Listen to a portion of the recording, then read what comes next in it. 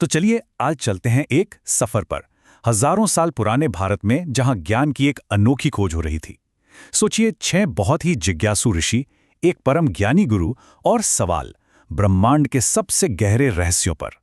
ये कहानी है प्रश्नोपनिषद की, जहां हर सवाल हमें सच के थोड़ा और करीब ले जाता है।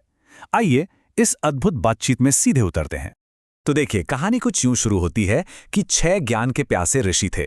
सुकेशा, सत्यकाम, गार्ग्य, अश्वलायन, भार्गव और कबंधी। वे अपनी सारी जिज्ञासाएं लेकर पहुंचे महान ऋषि पिप्लाद के पास। लेकिन ज्ञान इतनी आसानी से कहाँ मिलता है? गुरु ने उन्हें सीधे सीधे जवाब नहीं दिए, बल्कि कहा, 1 साल तक मेरे आश्रम में रहो, तप, श्रद्धा और ब्रह्मचर्य के साथ। उसके बाद अपने प्रश्न पूछना। और 1 साल बाद वो इस संवाद के लिए बिल्कुल तैयार थे। अब ऋषियों की इस सभा में जो सबसे पहला सवाल उठा, वो अस्तित्व के बिल्कुल मूल पर था। ये वो सवाल है जो शायद हम सब ने कभी ना कभी खुद से जरूर पूछा है कि आखिर ये सब कुछ, ये दुनिया शुरू कहाँ से हुई।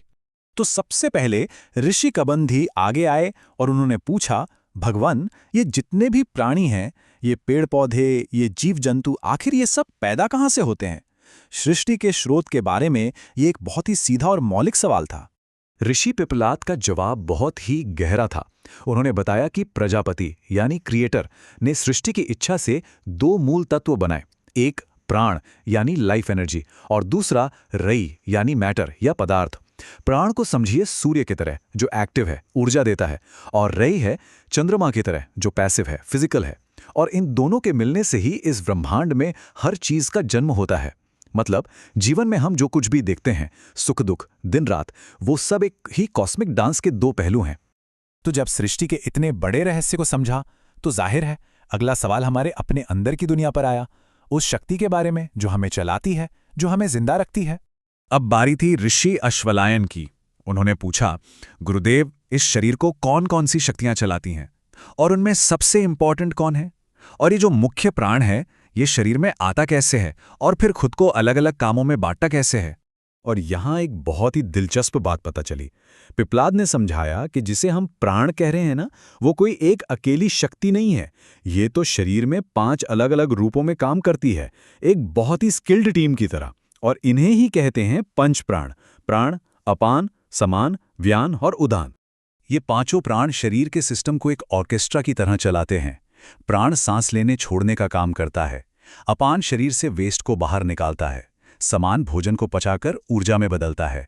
व्यान उस ऊर्जा को शरीर की हर नस नाड़ी में पहुंचाता है।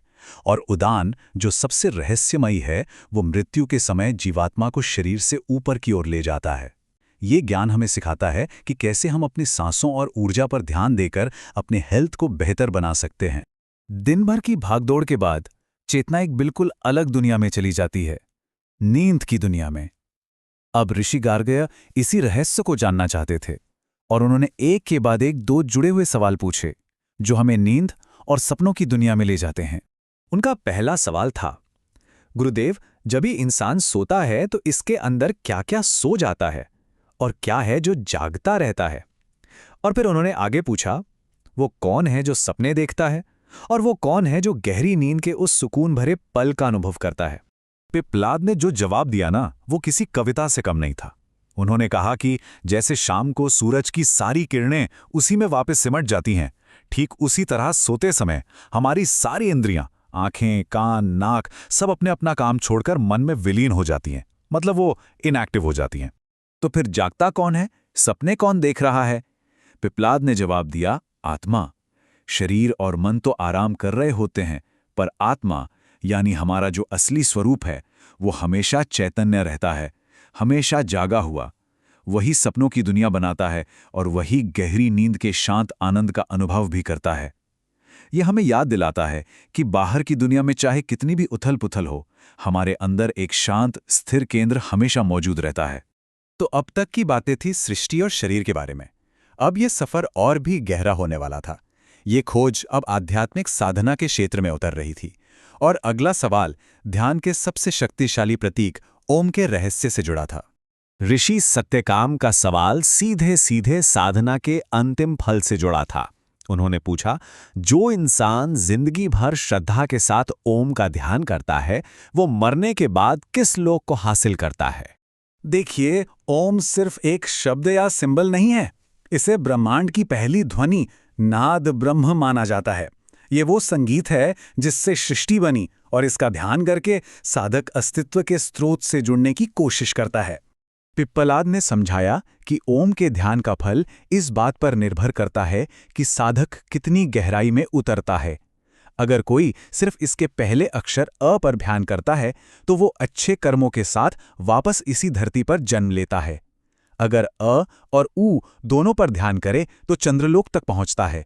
लेकिन जो अ, उ और म इन तीनों पर पूरी तरह से ध्यान करता है, वो परम ब्रह्म के प्रकाशमय लोक को पाता है और जन्म मरण के चक्र से आजाद हो जाता है। ये हमें दिखाता है कि कैसे एक साधारण सी ध्वनि में भी आत्मबोध की गहरी शक्ति छिपी हो सकती है। और अब हम आ पहुंचे हैं इस ज्ञान चर्चा के आखिर में, अंतिम और सबसे बड़े सवाल पर। ये सवाल किसी एक हिस्से के बारे में नहीं, बल्कि पूरे मानव अस्तित्व के सार के बारे में है। ऋषि सुकेश ने एक तरह की पहेली सामने रखी। उन्होंने बताया कि कोसल के एक राजकुमार ने उनसे 16 कलाओं वाले पुरुष के बारे में पूछा था, और वो उसका जवाब नहीं दे पाए थे। तो उन्होंने पिप्पलाद से पूछा, गुरुदेव, वो 16 कलाओं वाला पुरुष आखिर है कौन और वो रहता कहाँ है? और यहीं इस उपनिषद का शायद सबसे बड़ा रहस्य खुलता है। पिप्पलाद मुस्कुराए और उन्होंने कहा, हे सुकेश, वो 16 कलाओं वाला पुरुष, वो परम तत्व कहीं और नहीं बल्कि इसी शरीर के अंदर हृदय में रहता है। मतलब सारी खोज का अंत अपने ही भीतर होता है। तो इसका अंतिम लक्ष्य क्या है? पिप्पलाद ने इसे समझाने के लिए एक बहुत ही शानदार मिसाल दी।